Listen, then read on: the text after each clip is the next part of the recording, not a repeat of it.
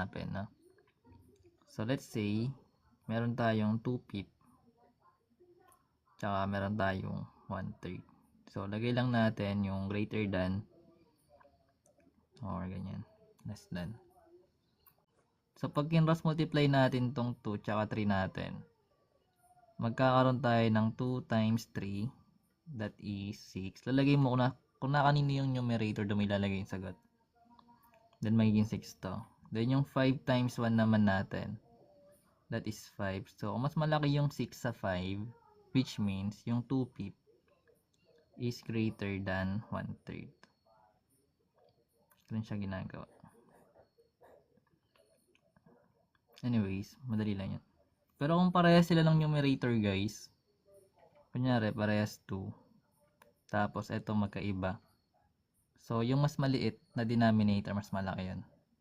Then kapag mas parehas naman yung sa baba, mas malaki yung sa taas. Kung ano yung mas malaki, ayun yung much bigger, mas bigger.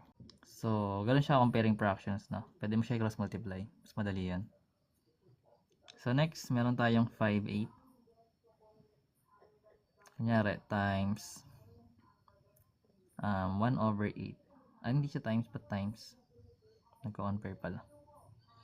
So, 5/8 tsaka 1/8. Eto guys, sabi natin kanina, kapag parehas yung denominator, yung mas malaki yung numerator, siya yung bigger. So, basically, kitang-kita natin na mas malaki yung 5 sa 1. So, ganito dapat yung symbol natin, na. Basta, greater than.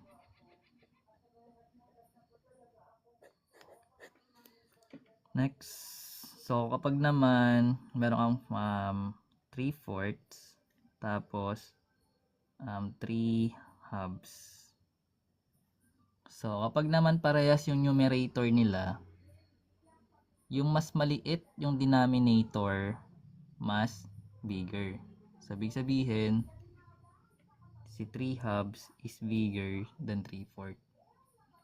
So, ganun siya ginagawa.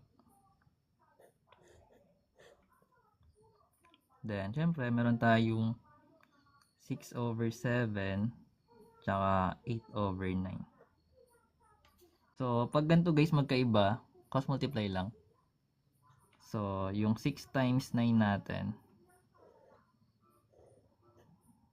that is 54. Then, 7 times 8, that is 56. So, yung 54 is less than 56. So, yung 6/7 is less than 8/9. Or 8/9 is greater than 6/7. At marunong kayo magbasa ng ganyan.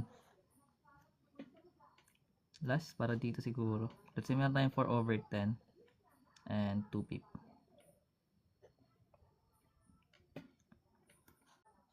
So, kapag ganito naman guys, actually, pag ginawa natin siyang cross multiply, 4 times 5, that is 20.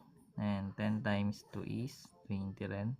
Or kasi, pag dinivide mo ba ito itong 4/10, pag sinimplify mo siya, magiging 2/5 pa rin eh. So, which means, yung 4/10 is equal to 2/5. Equivalent.